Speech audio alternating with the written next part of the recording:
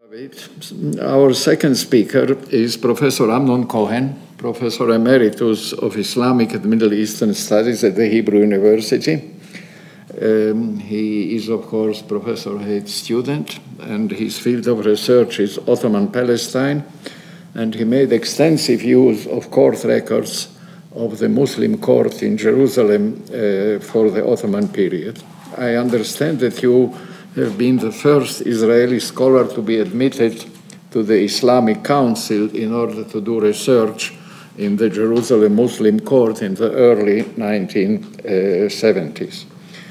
Professor Cohen was awarded in 2007 the Israel Prize, and he also holds honorary membership for life in the Türk Tarih Kurumu.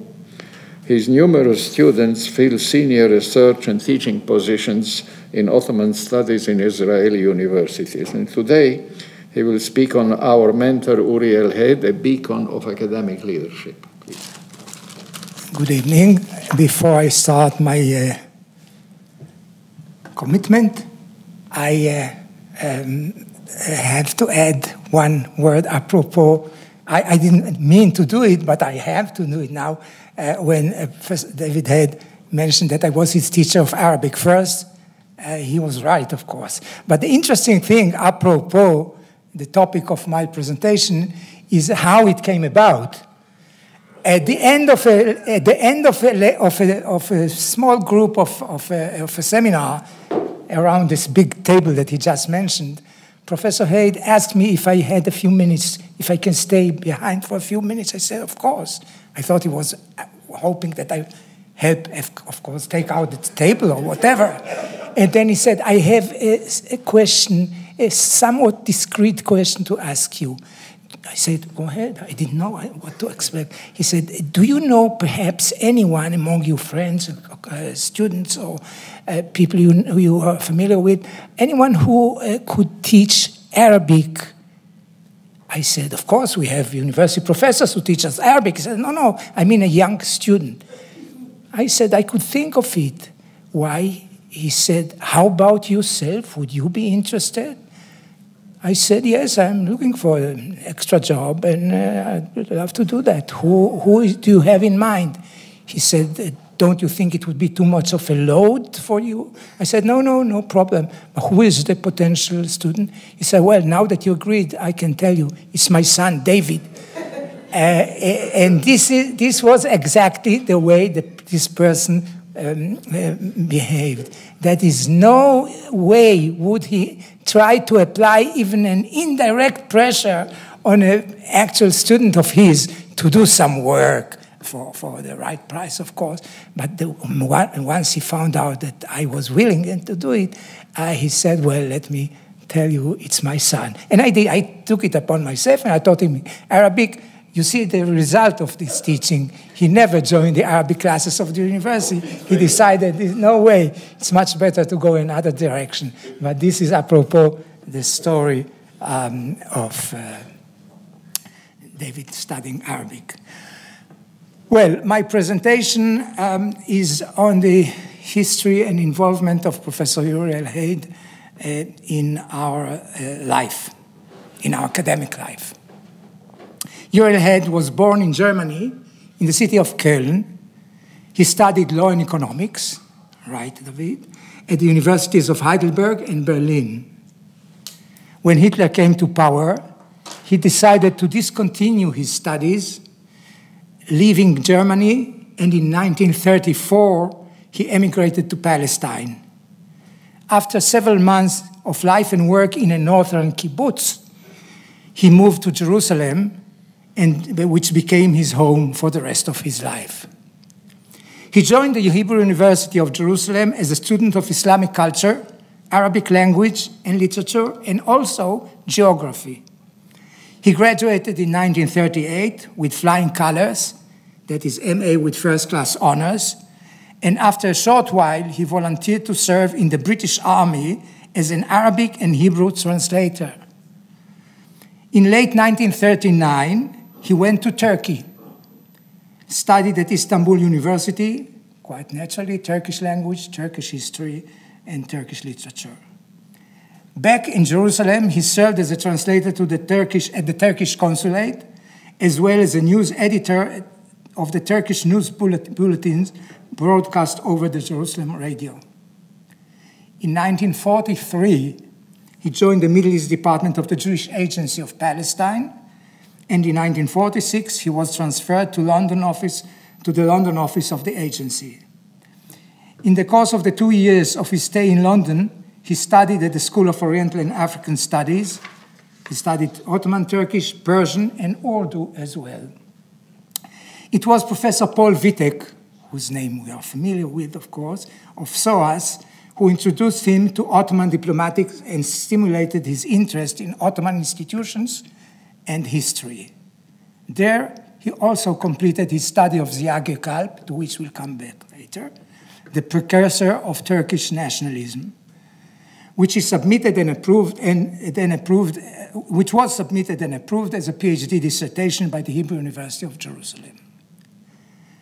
The newly established State of Israel in 1948 sent him in 1948 as first secretary to our embassy in Washington. And in 1949-50, he served at the Israeli legation in Ankara. Toward the end of 1950, he was appointed special representative of Israel to Iran, but this candidacy was refused by the authorities in Tehran. I wonder why. I didn't find an answer to that. Concurrently, Professor S.T. Goitein, in his capacity as the head of the Institute of Oriental Studies at the Hebrew University, applied pressure on the university authorities in order to create a new position in modern Middle Eastern studies for this young scholar, whom he was trying to lure into taking at least a part-time teaching job.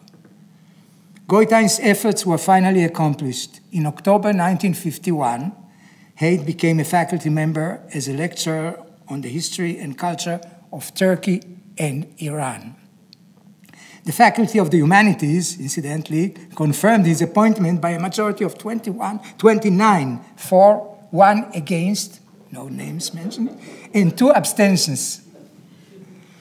One may sum up this early stage of his career as a successful kidnapping from the governmental civil service with the aim of adding a totally new element to the existing university focus on the Arab world, adding to it the modern and contemporary history and philology of Turkey and Iran.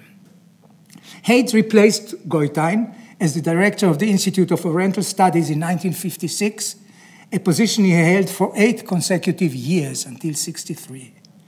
It was his initiative in 1962 to change the name of the institute, already mentioned by David, into the Institute of Asian and African Studies, following the example of SOAS, the School of Oriental and African Studies in London, thereby indicating a totally new conceptual dimension, while maintaining the centrality of the Arab world, culture, language, literature, and history within the institute, which was its main discipline, which had always been based on the classical philological approach, similar to that prevalent in European, mainly German universities. A particular stress was added to the study of the modern and contemporary developments in the Middle East. Moreover, Haid's initiative introduced a totally new academic direction, widening the scope of research and teaching of Oriental studies, this was the term, to include other geographical areas and societies where Islam had been prominent for ages. Young scholars, graduates in Arabic and Islam of our university, were sent to study in universities abroad in the hope that upon their return they may introduce new fields of teaching and research on Asia and Africa. For instance, Professor Yohanan Friedman and the late Nehemiah Lev Zion. Moreover, in his quest for new academic dimensions to be added to the study of the endless term East with a capital E, he even encouraged inviting more mature and well-established scholars in Chinese and Japanese studies abroad. These were Tzvi Shifrin and the late Abe Altman. He encouraged them to join the university and help bring about these changes. As a result, Haid's new educational policies could be easily recognized when a variety of new courses on India, China, and Japan emerged in the curriculum of the Institute as of 1967-68. In the course of the following years, these new directions crystallized into new departments that were opened within our university as central components of Asian and African studies. And historically speaking, in most cases, though unfortunately not in all of them, they flourished and became highly sought by students and faculty alike. And then abruptly, in May 1968, Uriel Haid collapsed of a heart attack. He died at the age of 55 in his prime. Now, a question that I'm trying to address is what was Haid's main contribution to the Department of Near Eastern Studies?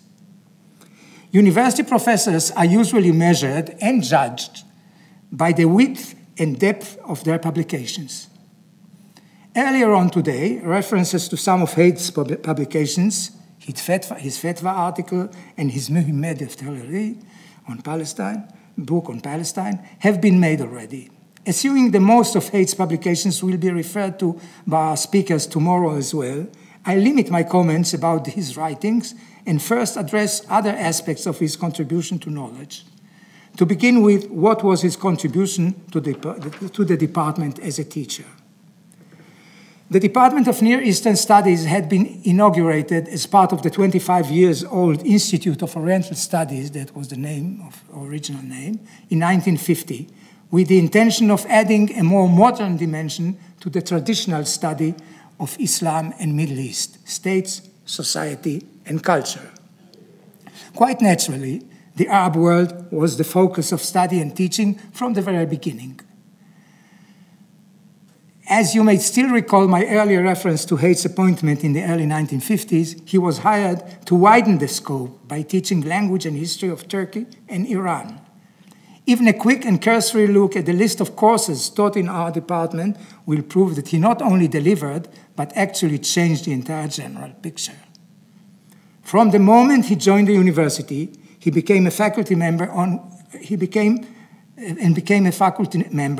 A variety of courses of these particular fields, two particular fields, were offered by him systematically every year.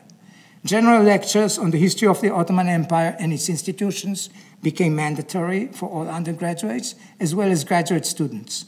While Arabic was still a sine qua non requisite for all our students, Turkish and Persian classes were now added and held by him year in, year out. They were optional for undergraduates, but either of these two options became a must for MA students who wished to continue for higher degree. Seminars on modern and contemporary Turkey were offered every few years, followed up by more advanced seminars on related and much more variegated topics like the ulama in the history of the Middle East or religion and nationalism in the modern Middle East. Readings in the history of Palestine under the Turks, Eretz Israel in Hebrew, was offered to students who didn't master Turkish, while his 2-year course on Old Ottoman language and readings was available every few years. The few and chosen who wished to do research could take his class on Ottoman diplomatics. This, to me, was the most difficult of all his classes. Not as well attended as very popular in other alternatives just mentioned, but it was most cherished by all participants. Not only were there basic academic assets acquired by us and different panels of Haid's biography shared with us, for instance, the episode when he was bitten by a horse in Istanbul, which he told us about. But this class, which was held at his home, offered us a rare occasion when this impressive person, whose European manners kept him always at a certain distance from all his students, removed his usual attire and enabled us to feel free in his study at home. Basic knowledge of modern Turkish was a prerequisite in order to be admitted to this class. This could be acquired either in Haid's modern Turkish classes or, when he was on sabbatical leave, which was my own case, in the philology class of Professor Hans Polotsky. The main hurdle on such a road, i.e. the historically counterclockwise direction of learning Old Turkish after having acquired a certain amount of modern Turkish, weren't so much the grammatical differences, but the Arabic script.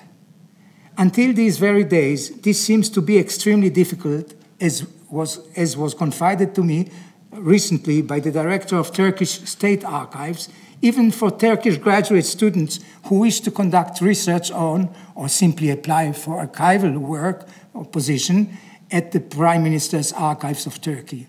However, in our case, as novices in this field, things were much simpler. Not so much because of the Hebrew right-to-left direction of writing, rather due to the fact that we had the experience of several years' studies of Arabic already.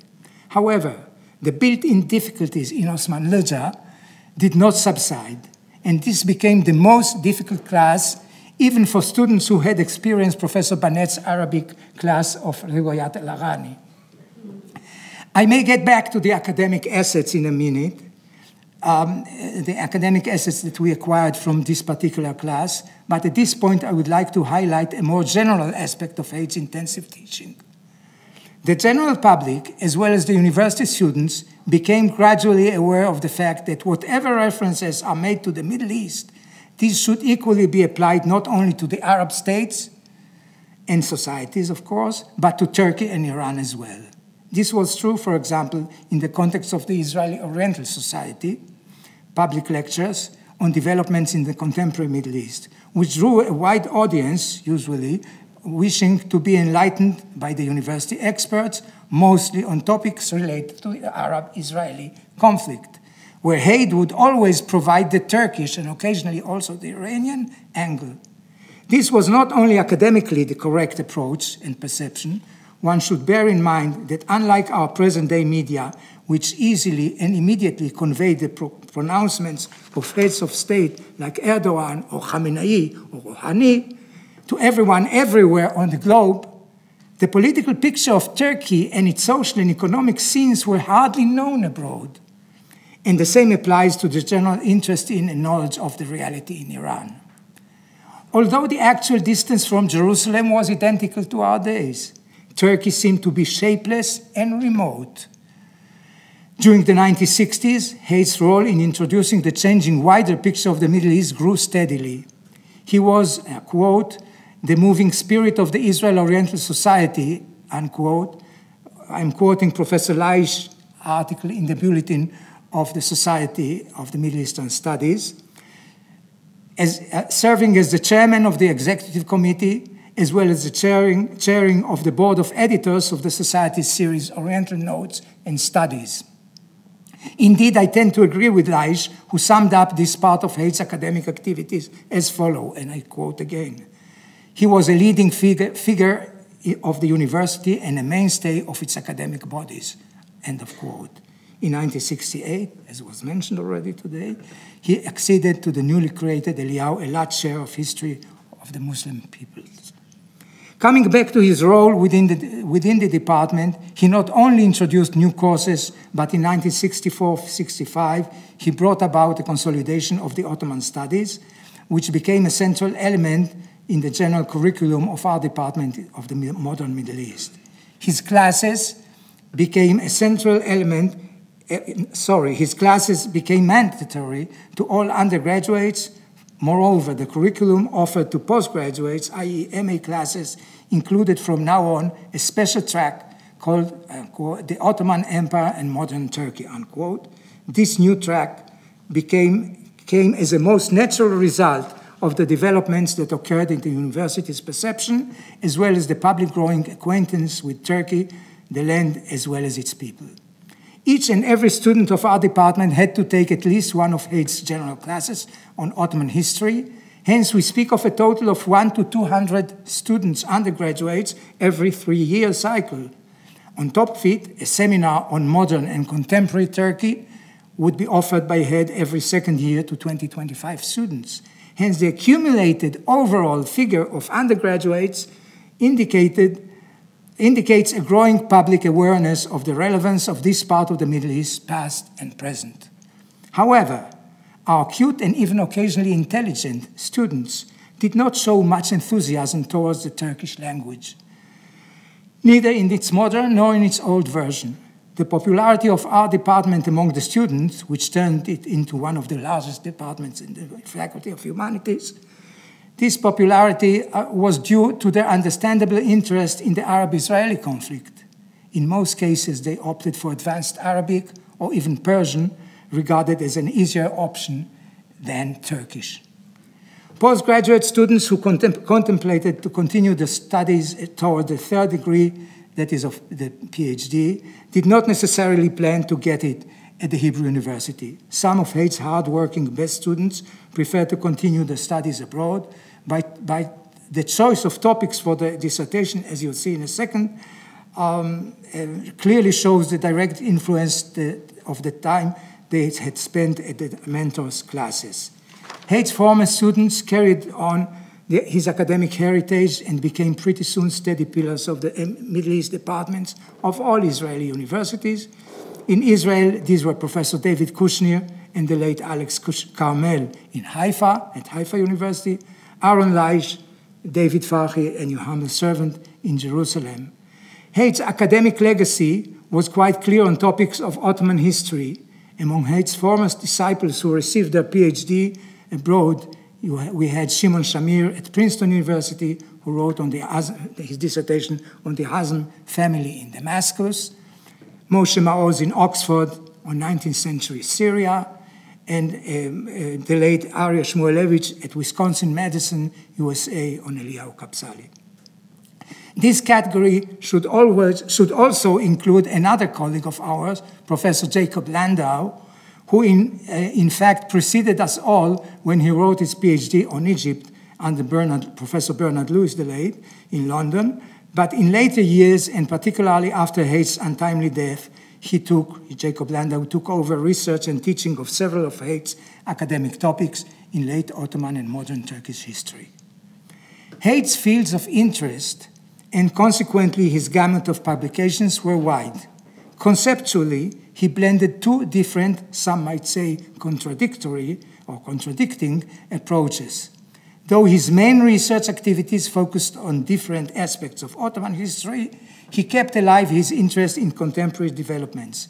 Thus, he published in our Hebrew language quarterly, HaMizrach HaChadash, articles on cultural problems in contemporary Turkey, or elsewhere, Hebrew as well, on common problems of the revival of the Turkish and Hebrew languages, mentioned already, which actually was part of his wider research on the language reform in modern Turkey.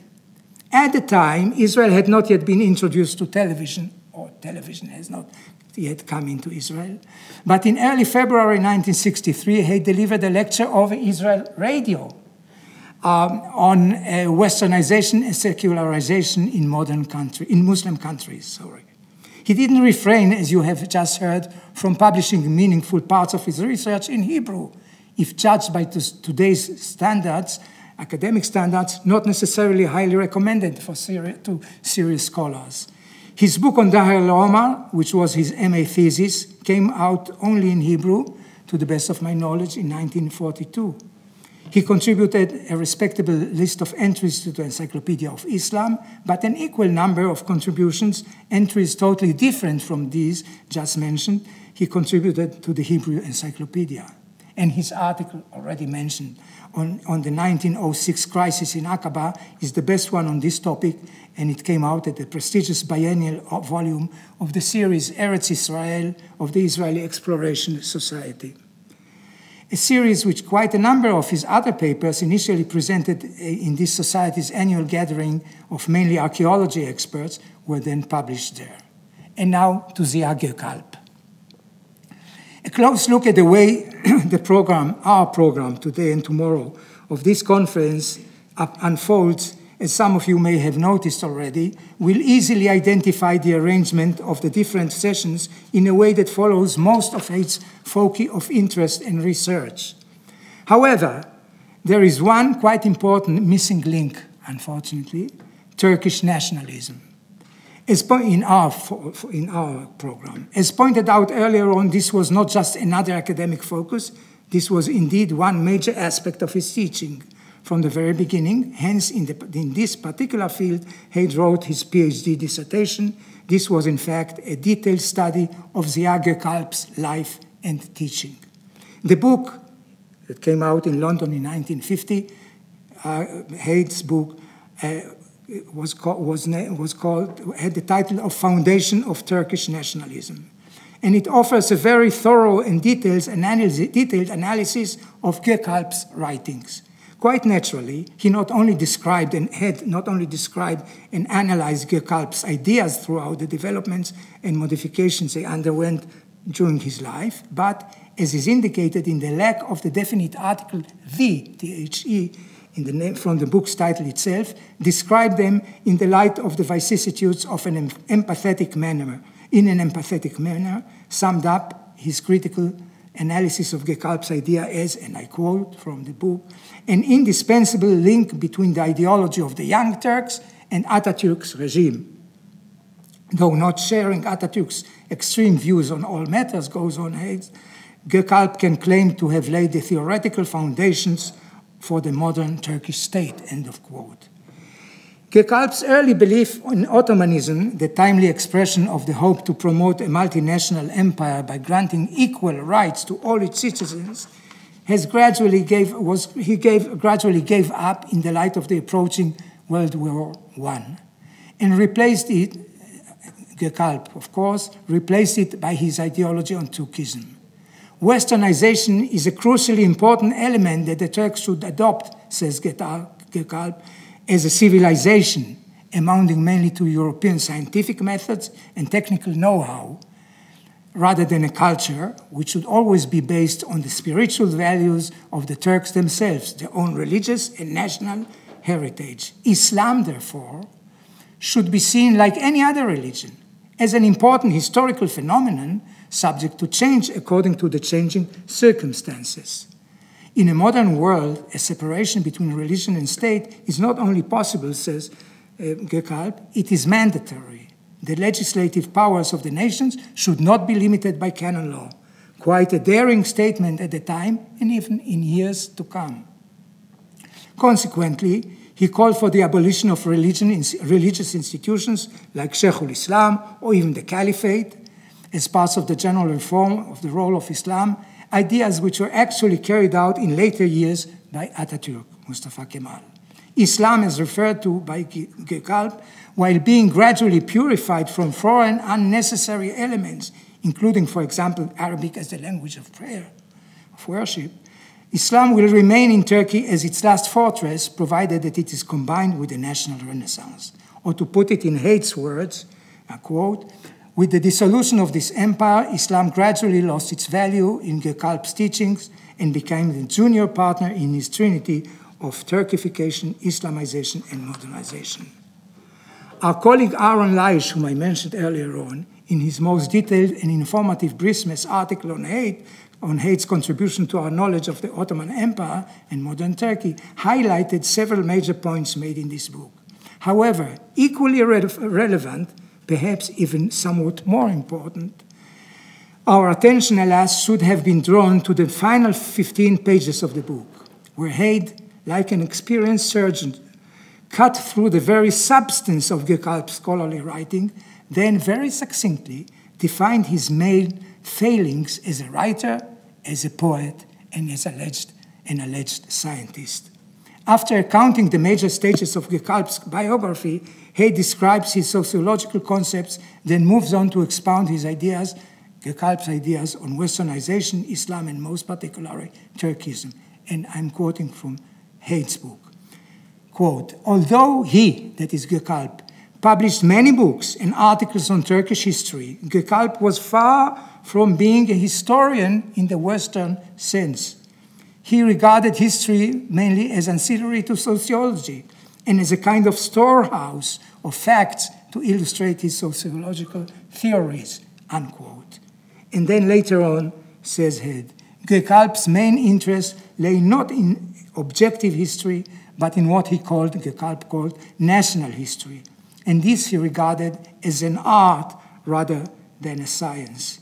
He wanted to know the past in order to create the future, The principal task of historical research for Gökalp was pedagogy, the strength to strengthen Turkish patriotism by describing the brilliant past of the nation. Gökalp lacked, says Head, the necessary grounding, both historical and philological, for original research work in this field. His, that is Gökalp's, writings on this subject added little to Turkological knowledge, and many of his conclusions are at variance with the results of modern scholarship. End of quote. This was about Gökalp. Unlike Gökalp, Heyd was a historian in the full sense of the word. He can be easily recognized and affirmed through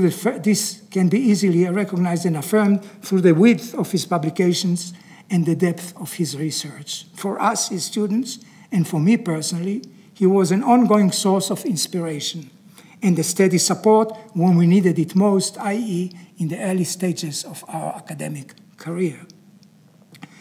At this relatively late hour of the seminar, I'll spare you the many details of this contention and highlight only one particular aspect.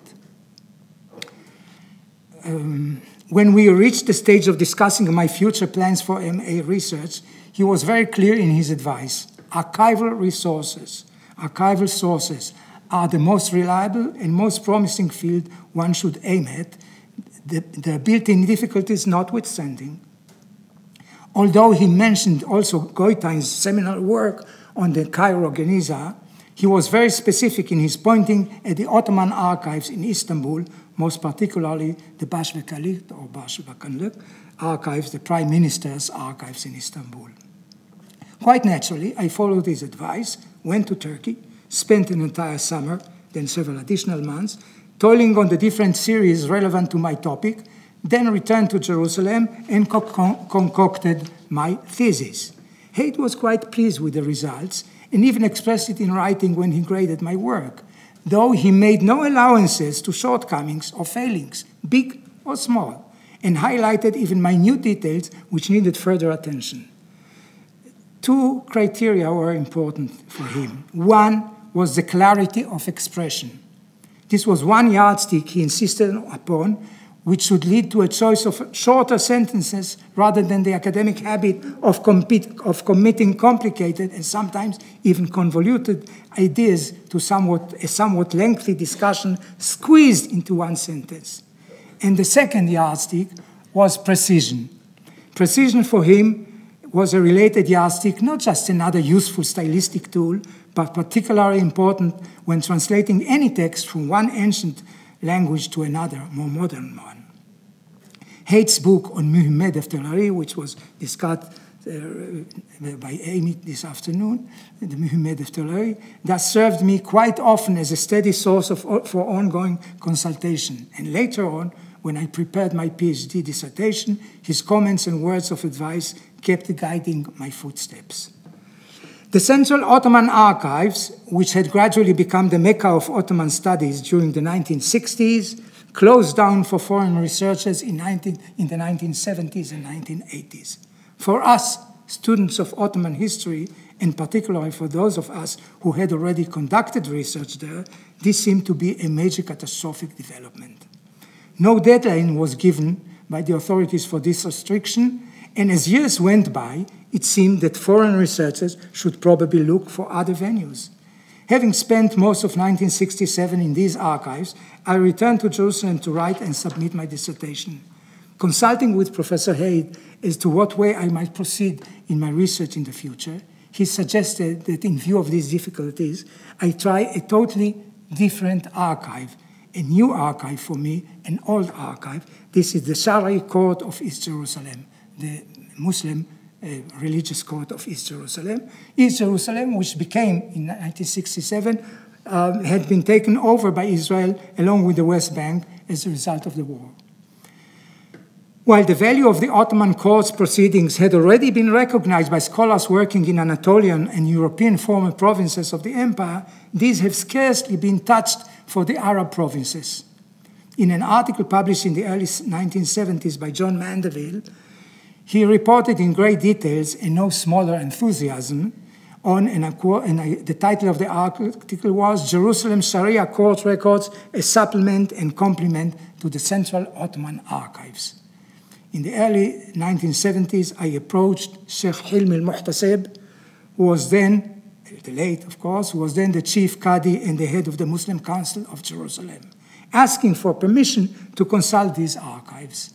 I was told by him that such a decision had to be taken by the highest royal authority in Amman, Jordan. Hence, I submitted a written application, in Arabic of course, pointing out that I intended to check several of the conclusions of my dissertation, which was based on the Ottoman archives in Istanbul.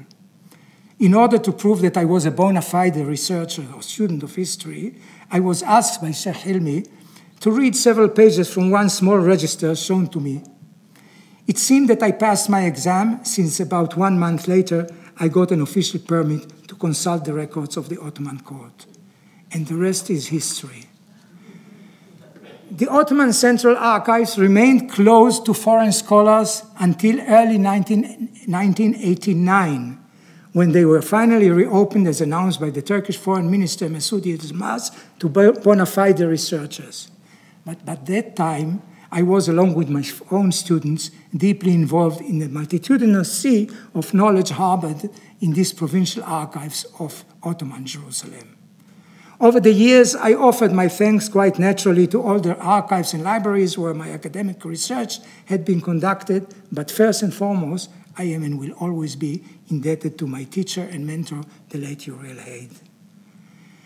The half-century that has elapsed since Haid's untimely death witnessed very meaningful developments in the structure and contents of Israeli higher education. Elements of our Hebrew University initial curriculum of Middle Eastern studies were, and still are to a large extent, incorporated in all of the newly established universities and even in some colleges. Ottoman history is always there, one way or another. This means, inter alia, that international gatherings, conferences, and the like, dealing with the Ottoman Empire, have a meaningful Israeli presence almost as a rule. Highlighting the Israeli contribution to the accumulated international and professional know-how may be related, in a way, to the wish of the organizers to avoid, or at least keep some distance from, the endless Arab-Israeli conflict. I hope I didn't sound unduly presumptuous when I dare say that, objectively speaking, too, the Israeli Ottomanists deserve their very positive balance of reputation. For all the assets created and accumulated in this field over the years, we are indebted to the person who laid the foundation, shared his knowledge, and guided us all. The trailblazer and pathfinder who turned Ottoman history and civilization into a major asset of the Israeli academia, Professor Uriel. May he rest in peace. Yehi zichro baruch. A scholar's lifetime achievements of Uriel. You mentioned that he published also in Hebrew, and he did it because he was very keenly aware of the necessity of these two nations living in the Middle East somehow to be aware of each other. And what has not yet been mentioned, that in the early 1970s, he established what we called then the Sifriyat HaTirgumim, the translations library. And there are 3 books which were published in this series: an anthology of classical Arabic poetry translated into Hebrew, an anthology of Bialik's poems translated into Arabic by an Israeli Arab poet, Rashid Hussein, and the spiritual biography of Ghazali, translated by Chava Lazarus Yaffe. The translation series then didn't continue. I don't remember anymore how did it happen. But the 3 books are there, and they also testify to Haid's awareness of what an academic should do also for the general public. Thank you very much, and we will see you again tomorrow morning. Good evening.